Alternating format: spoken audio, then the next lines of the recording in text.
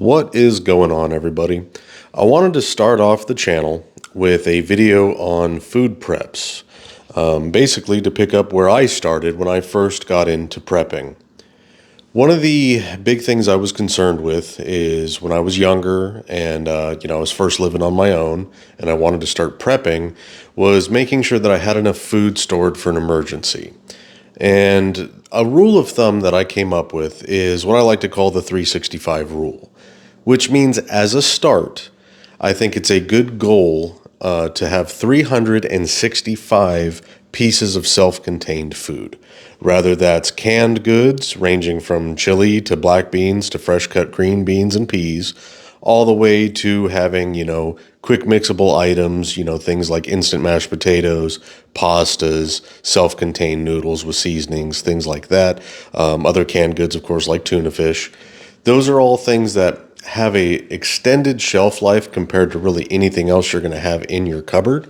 And in the case of an emergency, you will have a little bit of lead time where you're going to have to eat all of your perishables.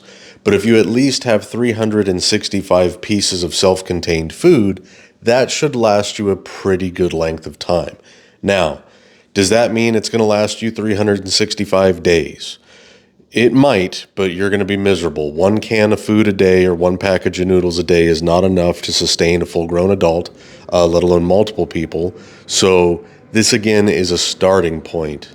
I personally recommend aiming for more than this, but this is an easy place where someone who doesn't already have a lot of food storage, someone who isn't going to run out and buy half a pallet of MREs or, spend a whole bunch of money on freeze-dried food. This is something where every time they go to the grocery store, they can see what's on sale and just pick up a couple extra cans here and a couple extra cans there. Then, as long as you have the storage space, and as long as you're willing to FIFO your groceries or your canned goods, which is, first in, first out, you want to make sure the newest items are stored in the back, while the oldest items are in the front where they'll get eaten first. That way you can keep rotating this food storage as you eat through it during your, weekly meals or whatever the case may be. Ideally, the best bet is to, of course, have a good garden and a whole stockpile full of, long-term storage options like MREs or freeze-dried foods. It's not a bad option to, have a freeze dryer if you can afford it. It just depends on your level of investment that you can make right now and your level of concern. And technology is only getting better. Not to date myself here, but when I first got into the whole prepping kind of scene and started becoming concerned with making sure I had enough food on hand to sustain myself in the case of an emergency, freeze-dried food was not a thing. It was a thing, but that was like astronaut shit. You could not get it. You certainly were not going to be doing it on your own or in your garage, as opposed to nowadays, it's readily available. I'm pretty sure you can go to Home Depot and buy a freeze dryer and have it delivered right to your front door, plug it in your garage, and you're rocking and rolling. In fact, I'm going to look into that. And if they do carry freeze dryers, I'm going to link them down below. That way you can just see exactly what I'm talking about. That is honestly an amazing option. But for someone who doesn't have the ability to invest in that right off the bat, someone who has to take a little bit of a slower approach to building up their stockpiles, I suggest to start with the 365 rule.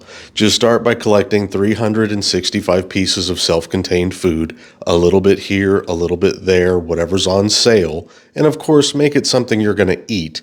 If you're not someone who eats black beans ever, then I recommend if you're going to buy a bunch of black beans, you either start eating them to get used to them or you don't buy them. Buy something you will eat. But that's a good place to start. So with that being said, I appreciate you taking the time to listen to me ramble on about canned goods. If you enjoyed this, feel free to hit the like, subscribe, the like button, the subscribe button, and the share button. I'd appreciate it. And of course, if you have anything to add to this or, any comments, leave them down below. Thanks again, guys. Out.